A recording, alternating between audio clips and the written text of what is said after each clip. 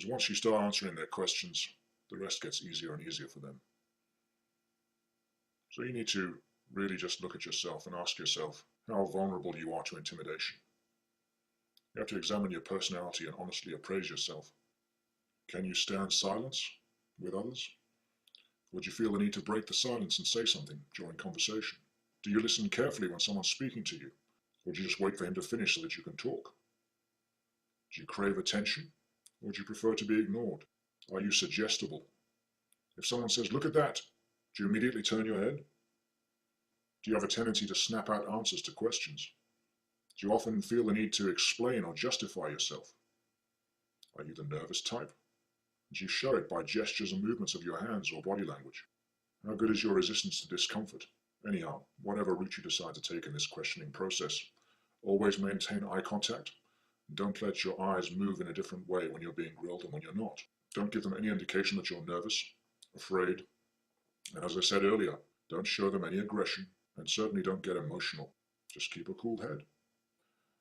Eventually, if you give them nothing, they have to let you go. They can only hold you for a certain amount of time, whether it's 24 hours, 48 hours, or whatever it might be.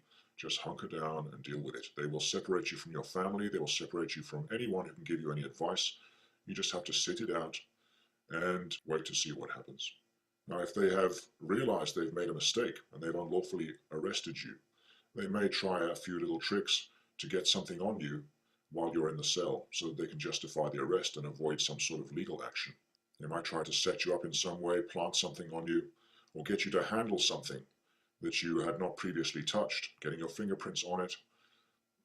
I know these are dirty tricks, but they have been known to happen. Ultimately, when you leave, they will ask you to sign to get your items back that they took from you in the first place. But again, sign nothing else. If you do, as I said earlier, under protest and duress, threat and coercion, sign your name, by signature agent, and underneath that, write all rights reserved without prejudice. That basically negates any effective money-making activities they can instigate using any paperwork you sign.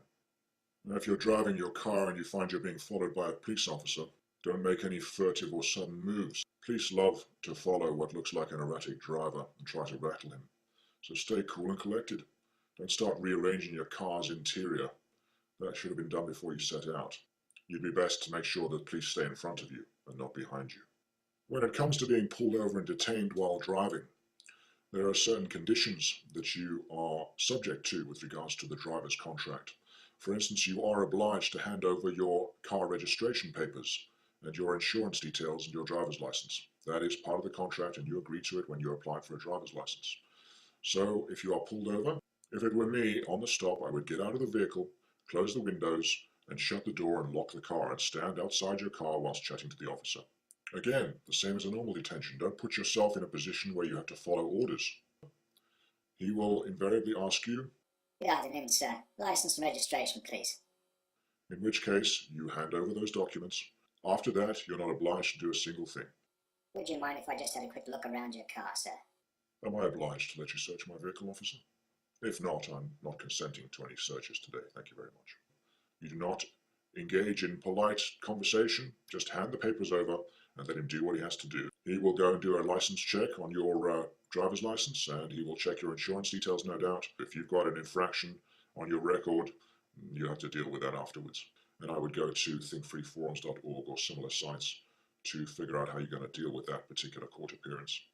But essentially, as I've said, you've signed up for the contract. You are obliged to hand over those documents if you are driving a registered vehicle and you have a driver's license. Personally, I would do a little studying on what a driver's license actually is.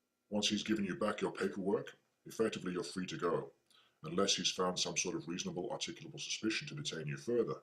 If he seems to be keeping you longer than usual, be on your guard. And as in my original Dealing with the Police broadcast, during any conversation with any police officer, pull out your phone and record the conversation.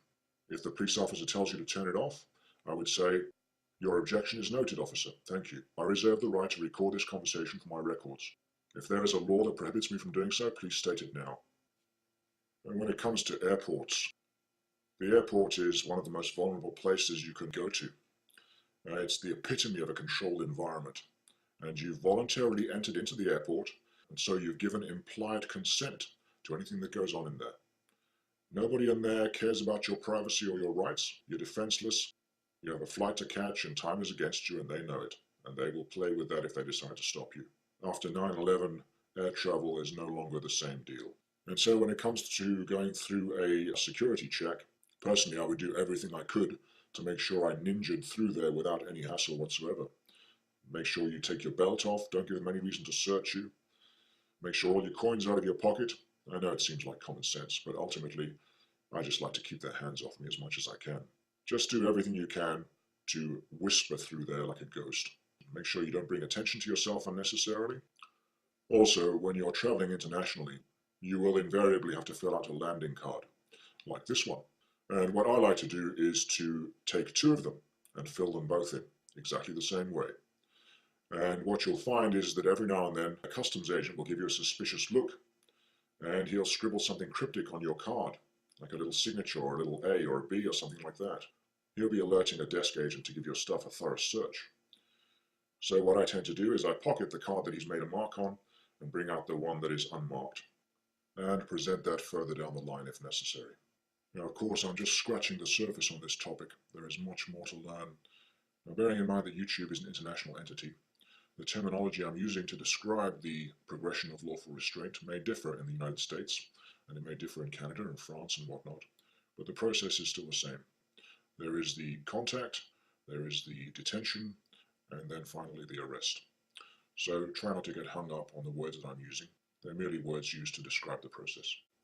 Go to thinkfreeforums.org, thinkfree.ca, worldfreemansociety.org, and read up on what other people's experiences are in terms of court and dealing with the police and border patrols and so on and so forth.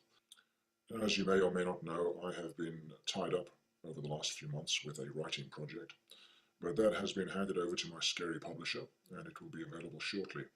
Details are available on the AntiTerrorist website, a link to which you'll find below in the information box.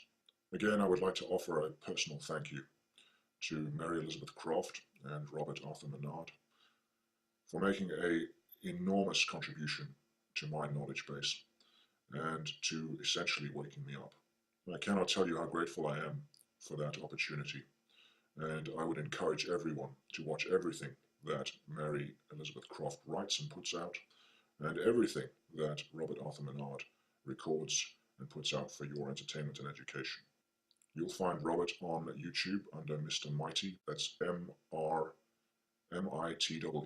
and you will find Mary's blog on spiritualeconomicsnow.net. I often get emails asking me, does this information work in Afghanistan, or does this information work in Belgium? I have no idea. You have to research it for yourself. But ultimately, unless you're living under a dictatorship, you have certain rights. And it's just really a matter of deciding whether you're free or not, and then acting on that decision. Do the study and empower yourself. Thanks for listening.